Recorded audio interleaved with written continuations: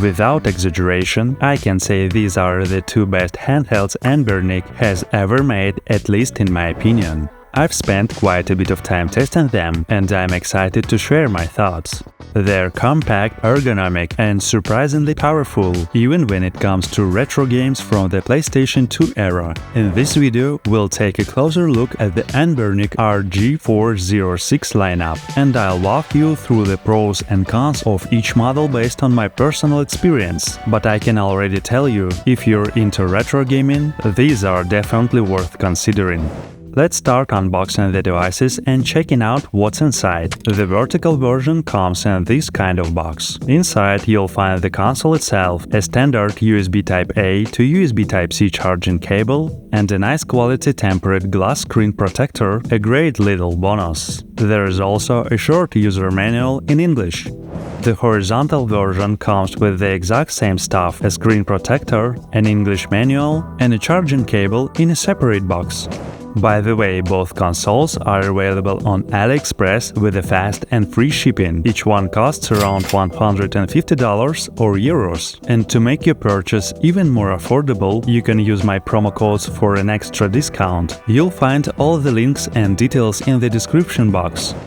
From a technical perspective, these consoles are identical. The only real difference is the form factor. One is horizontal, the other vertical. They're both powered by an 8-core Unisoc T820 processor with a quad-core Mali G57 handling graphics. Each unit comes with 8GB of LPDDR4X RAM. Out of the box, they run Android 13 with 128GB of internal storage, plus built-in Bluetooth and Wi-Fi. The IPS displays are 4 inches with multi-touch support, which really improves usability. The only real difference here is battery size. The vertical version has a battery that's 500 mAh larger, and for some, that might be an important factor when choosing.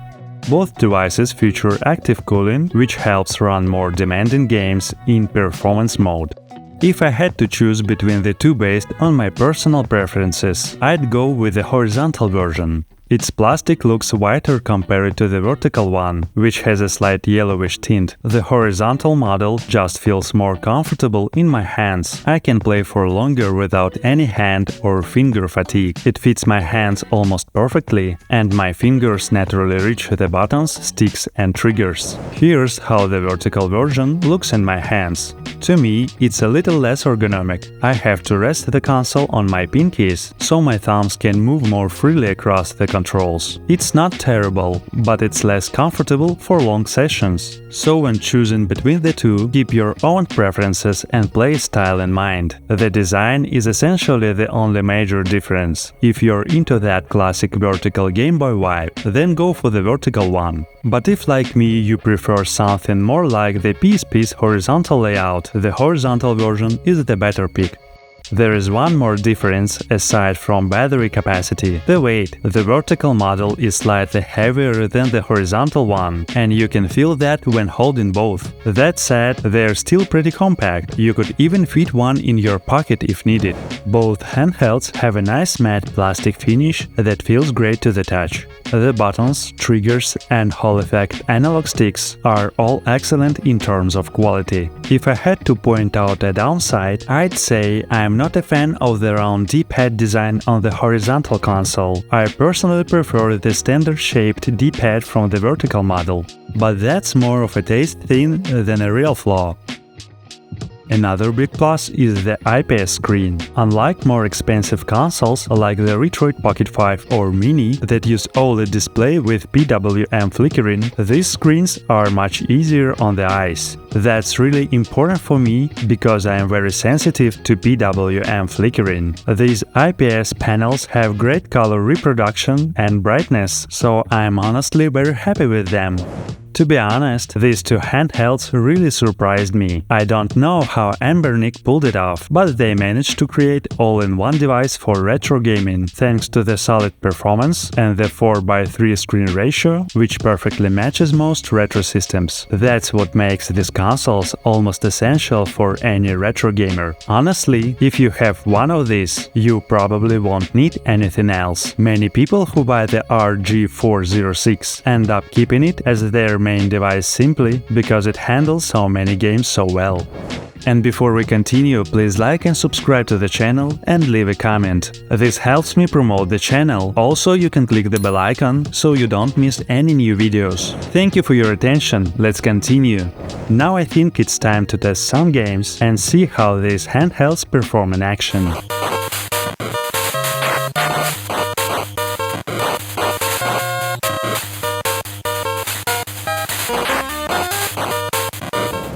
Most retro games are displayed with the themed bezels around the image. You might like it, but if not, you can always remove the bezel and stretch the picture to full screen.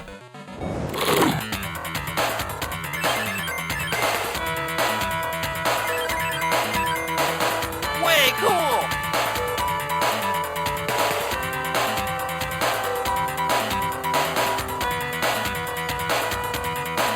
Whoopee! Ah, that's better.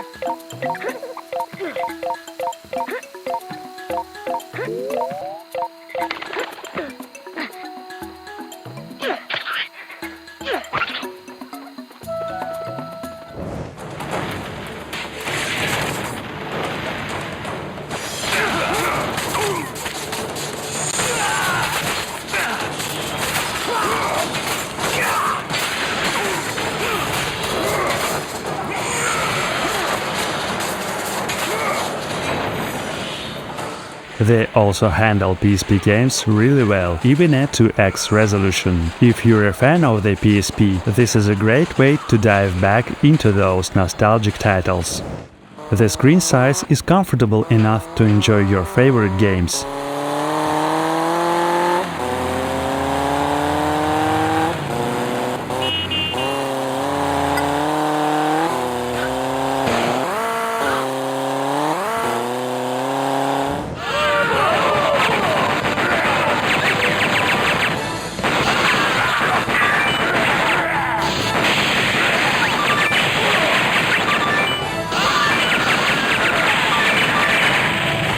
For testing PlayStation 2 games, I updated the emulator to the latest version, but left the default graphics settings. If you experience audio issues or low frame rates in more demanding titles, you can always tweak the settings to get smoother performance. The screen here is perfect for PlayStation 2 games, bright, vivid and colorful.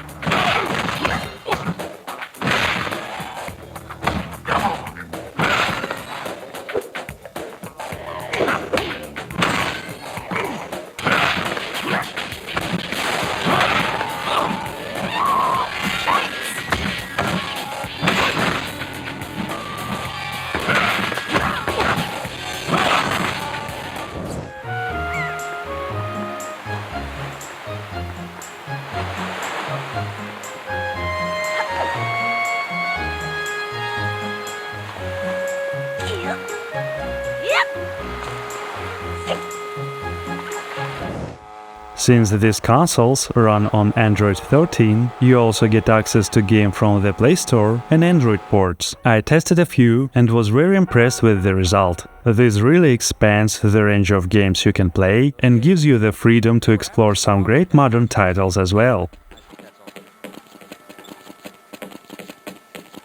17. You have chosen. It's or all the only ones on that chosen to train? relocate to one of our finest All right, I'm remaining moving. urban centers. I thought so much. By the way, I've already made 2 separate videos where I test more games on these consoles in detail. Check the links in the description box if you haven't seen them yet. To wrap things up, I just want to say these are honestly the best devices Anbernic has made so far in my opinion. They're well built, deliver just the right amount of performance, have solid batteries, and offer you a choice in design, vertical or horizontal. The IPS screen are excellent and let you game without straining your eyes. A lot of newer and more powerful handhelds come with AMOLED displays that use PWM flickering, and that's a big turn-off for me. If you've been looking for a top-tier, high-quality retro handheld, I can absolutely recommend the Anbernic RG406, either the horizontal or vertical version. If you want something powerful with a 4x3 screen for PlayStation 2 or GameCube games, this is the best and most budget-friendly option right now, especially if you buy from AliExpress and use discount codes. These handhelds will let you enjoy your favorite games with great graphics and solid performance across the board. But if you're more into modern and demanding titles, I'd suggest looking at the Anbernic RG557, Retroid Pocket 5 or some of the other higher-end consoles out there. I hope you enjoyed this video. Please like and subscribe to the channel. I wish you pleasant nostalgia and successful completion of your favorite games.